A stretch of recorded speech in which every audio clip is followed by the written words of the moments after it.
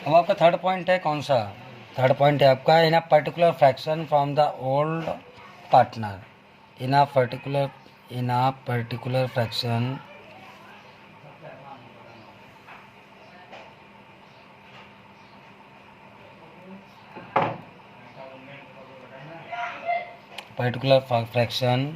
From the old partner.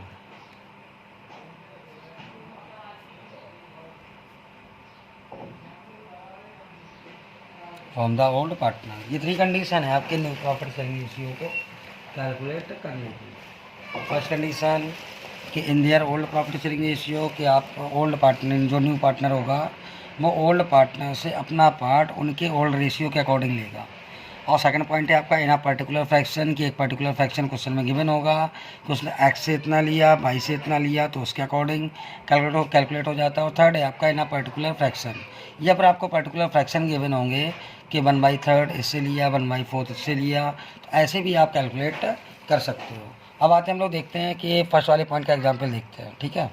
तो first वाला point कैसे आता है आपके सामने वो देख लो। फर्स्ट कंडीशन के लिए आपका एग्जाम्पल ये है कि action by our partner of firm, action by our partner of firm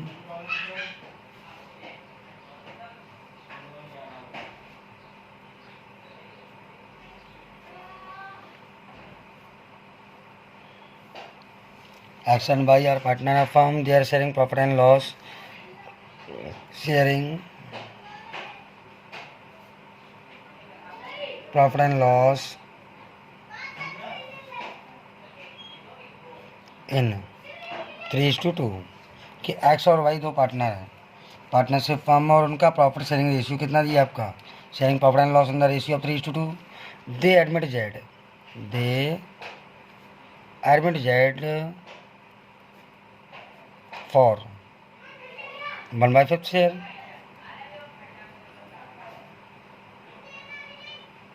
calculate new profit sharing ratio.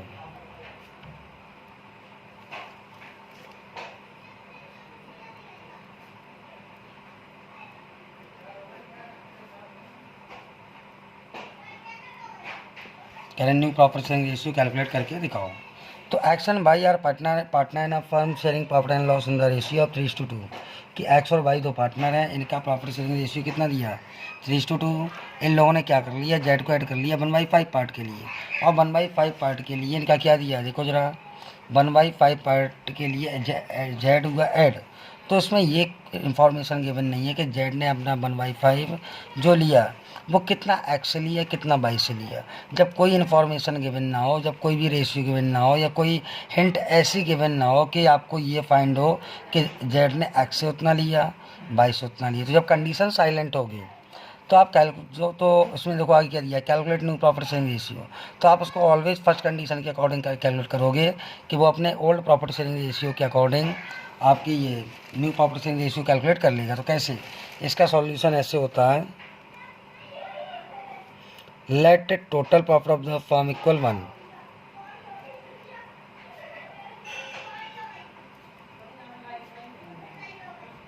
कि हमने ये मान लिया कि हमारे टोटल फर्म का जो प्रॉफिट है वो कितना है आपका 1, ठीक है। तो टोटल फर्म का प्रॉफिट आपका होता है 1, और 1 में आपने क्या किया है, total profit of the firm equal 1, और जेड एडमिट फॉर जेड कितने पार्ट के लिए ऐड हुआ देखो, जेड एडमिट फॉर 1/5 पार्ट।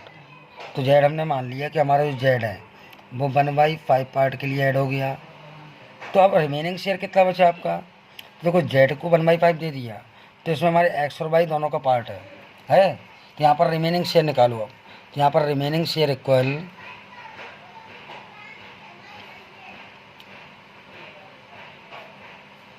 1 - 1/5, क्योंकि टोटल फर्म के प्रॉफिट से जेड का पार्ट हटाओ। तो हमें ये पता चल गया कि अब एक्स और वाई का जो पार्ट है वो इतना है, इसमें एक्स और वाई अपना अपना पार्ट ले लेंगे और वो सेटिस्फाई हो जाएंगे, तो उनके न्यू प्रॉफिट शेयरिंग रेशियो आ जाएंगे। कि late the total profit of the firm equal 1, कि हमारे फर्म का जो टोटल प्रॉफिट है वो कितना है 1 है। हमने उसमें से पहले जेड को दे दिया 1/5, तो हमने जेड को 1/5 दिया। तो आप ये देखो कि 1 से 1/5 को हटाया तो 1/5 को हटाने के बाद अब हमारे फर्म का प्रॉफिट कितना बचा, 4/5। तो ये पार्ट एक्स और वाई के लिए है, क्योंकि जेड का 1/5 हम दे चुके हैं, जेड का 1/5 हम ये दे चुके हैं। आफ्टर दैट जो आपका 4/5 बचा है ये एक्स और वाई का है। तो अब निकालोगे, देखो यहाँ पर कैसे, एक्स न्यू शेयर इक्वल, तो एक्स का ओल्ड शेयर कितना था आपका, ये 3/5 ऑफ 4/5। तो 4/5 में से 3/5 ले लेगा ये एक्स, और वाई कितना लेगा, देखो वाई जो न्यू शेयर इक्वल 2/5 ऑफ 4/5। तो ये कितना हो गया आपका, ये देखो यहाँ पर आएगा 12/25, ये इसका न्यू पार्ट, और 8/25 ये इसका न्यू पार्ट। तो अब चलो हम तीनों को निकाल लेते हैं न्यू। देखो कैसे, ऐसे करेंगे एक्स, वाई और जेड।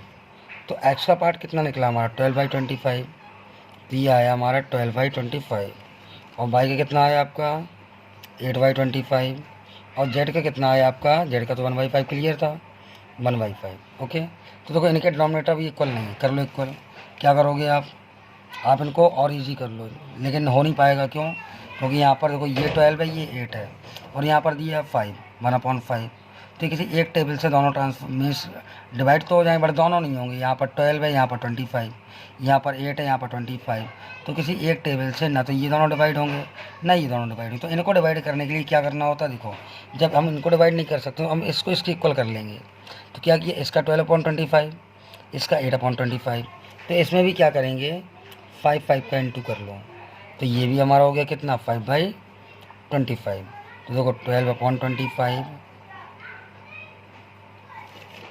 उसके बाद 8/25, और ये हो गया आपका 5/25। तो आपकी न्यू रेशियो क्या आ गए, 12:8:5। तो मतलब 12 और 8 20 और 5 25, 12/25, 8/25 और 5/25, ये निकला है इनके न्यू रेशियो। तो कहानी समझ में आई अच्छे से। अब आइए इसके बाद, अब आते हैं हम लोग किसके पास, इसका दूसरे टाइप का एग्जाम्पल देखने के लिए।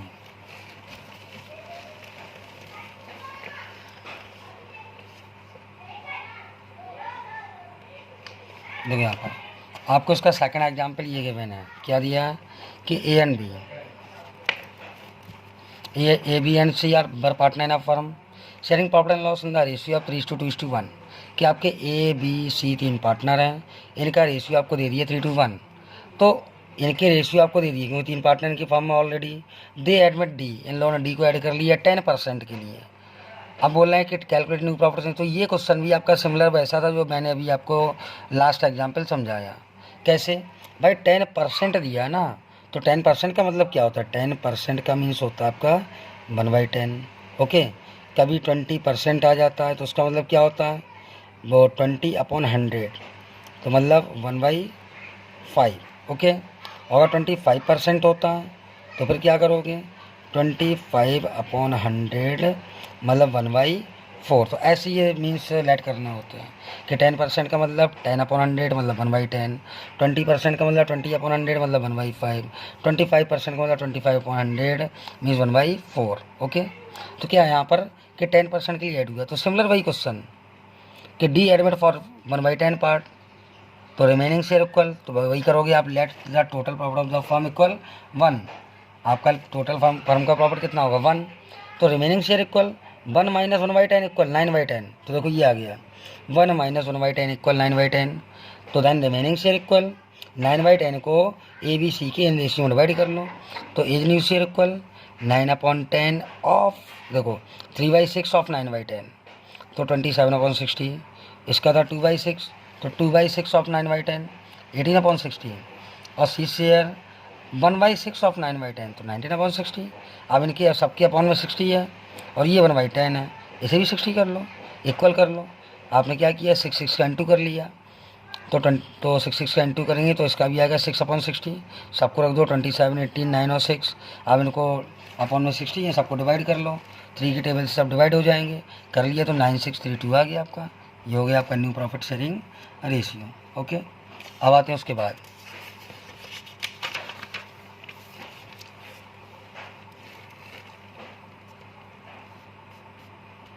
सेकंड है आपका, जो क्या दिया आपको, केस है, यहाँ पर आपको सेकंड केस दिया। When share of new partner, देखो ऊपर हेडिंग गिवन है आपको clear. When share of new partner given and also new profit sharing ratio of old partner is given, कि आपको न्यू प्रॉफिट वो new share of new partner, man share of new partner का share भी given है, old partner का ratio भी given है। तो ऐसी कंडीशन में क्या करते हैं वो देख लो। जैसे ए एंड बी दो पार्टनर हैं, अब इनके रेशियो ओल्ड गिवन नहीं है, तो हमेशा इनके ओल्ड रेशियो क्या मानेंगे, इक्वली, मतलब 1/2 और 1/2। ओके, तो क्या दिया यहाँ पर देखो, A and B are partner, तो इनका रेशियो आपका 1/2 दे एडमिट सी, तो इनका रेशियो आपका होगा इक्वली, मतलब 1/2 और 1/2। ओके, उसके बाद दे एडमिट सी, इन लोगों ने सी को ऐड कर लिया 1/4 शेयर के लिए। In future profit sharing ratio between A and B, अब इन्होंने ये कह दिया कि ए एंड बी का फ्यूचर रेशियो हो जाएगा 2:1, तो calculate new profit sharing ratio. तो ये वेरी सिंपल, कैसे, let the total profit of the firm equal 1, इसमें आप जेड का पहले सी का निकाल दो, तो शेयर ऑफ इनकमिंग पार्टनर 1/4, तो रिमेनिंग शेयर 1 - 1/4 इक्वल 3/4, तो ये 3/4 में आप क्या करोगे, ए का न्यू पार्ट दे दोगे और बी का न्यू पार्ट दे दोगे। तो बी का, इनके पार्ट है न्यू कितने, ये देखो 2:1 में लेंगे न्यू प्रॉफिट शेयरिंग रेशियो को, तो मतलब इसका न्यू रेशियो 2/3 के अकॉर्डिंग लेगा ये, और ये लेगा 1/3 के अकॉर्डिंग। तो कैसे होगा आपका, देखो as new share equal 2/3 of 3/4, तो इसका आया कितना 6/12। अब बी का न्यू शेयर तो 1/3 ऑफ 3/4, इसका है 3/12। अब आप देख रहे हो इसका 6/12, इसका 3/12 और इसका है 1/4, तो फिर इसे भी 3/12 कर लो। तो हमने सारे रेशियो को इक्वल रखा, ए बी और सी का, 6/12, 3/12, 3/12, तो ये कितना आया 2:1, मतलब आप डिवाइड कर लो ना, 3 के टेबल से सबको डिवाइड कर लोगे, तो आपका ये आ जाएगा 2:1, तो मतलब 2/4, 2/4, 1/4 और 1/4। ओके, अब आते हैं उसके बाद नेक्स्ट एग्जाम्पल है आपका, ये दिया देखो, ये इलस्ट्रेशन नंबर 4। ओके, ये न्यू बुक का है सब कुछ, क्योंकि हमारे पास ओल्ड बुक नहीं थी, ठीक है, क्योंकि नया एडिशन अब हमारे पास रखा हुआ था, ओल्ड था नहीं, तो हमने कहा चलो इसी से एक्सप्लेन कर देते हैं। तो अब क्या है देखो, इलस्ट्रेशन नंबर 4 है आपका कि A and B are partner in a firm sharing profit and loss in the ratio of 5:4। A and B are partner in a firm sharing profit and loss in the ratio of 5:4, कि A and B दो partner हैं, इनका ratio आपको दे दिया 5:4। इन लोगों ने सी को add कर लिया 1/10 के लिए, 1/10 share of the profit which he acquires, देखो इसमें लिखा है, स्पेसिफाइड किया है कि विच ही एक्वायर, कि उसने अपना पार्ट लिया, एक्वायर वर्ड का मीन्स होता है रिसीव करना, कि which he received in equal proportion from both, कि उसने अपने 1/10 को, देखो जो ये लिखा हुआ है 1/10, उसने अपने 1/10 को ए एंड बी से कितना लिया, इक्वली। तो इक्वली कैसे, 1/10 का आधा लिया उसने ए से और 1/10 का आधा लिया उसने बी से, तो बोल रहे हैं find the new profit sharing ratio. तो आप सीधा ये करो कि इट मीन्स, देखो C share of profit in the firm 1/10 और उसने आधा आधा ले लिया ए बी से, तो आप ये देखो कि it means A has surrender, A ने कितना दिया होगा, ए ने उसके पार्ट का आधा, मतलब सी के पार्ट का आधा, तो 1/2 और 1/10, 1/20 दिया ए ने, फिर बी ने कितना सरेंडर किया, और सिमिलर उतना ही 1/10 और 1/2, वो 1/2 और 1/10, तो 1/20 इसने भी दिया। तो भाई न्यू शेयर निकाल लो, तो new share equal old share minus surrender share, कि ओल्ड में से जितना वो दे चुका उसे हटाओ, तो आप देखो क्या होगा यहाँ पर, as new share equal as, A का न्यू शेयर कितना होगा, देखो as new share equal, A का ऑलरेडी कितना था 5/9, माइनस करो 1/20 उसने दिया, कितना है आपका, देखो ये एलसीएम सॉल्व करके उन्होंने देखा 91/180। बी का न्यू शेयर 4/9 माइनस 1/20, मतलब 80/9, तो यहाँ पर कितना आ गया आपका, यहाँ पर इसको भी सॉल्व किया तो 71/180। तो देखो ये दोनों किसी एक टेबल से मीन से डिवाइड नहीं होंगे, तो और सी का शेयर आपका 1/10, तो इनको जब सॉल्व कर लिया और जब ये दोनों किसी एक टेबल से नहीं जाएंगे तो इनको भी हम उसी के डिनोमिनेटर के इक्वल कर लेंगे, इसका डिनोमिनेटर भी उनके इक्वल, तो इसका डिनोमिनेटर 180, यहाँ पर 10, तो 180 करने के लिए आपको 18 का इंटू करना पड़ेगा, 18 का इंटू नीचे, 18 का इंटू ऊपर, तो देखो हम करके दिखा रहे हैं, देखो हो गया, तो 118 यहाँ पर 180 यहाँ पर, ऐसे सॉल्व करना आपको। ओके, तो रेशियो आपका होगा, देखो ये 91:71 (71 to 18। Okay, confirm. इसके बाद अभी हम आपको बाद में बताते हैं। ओके।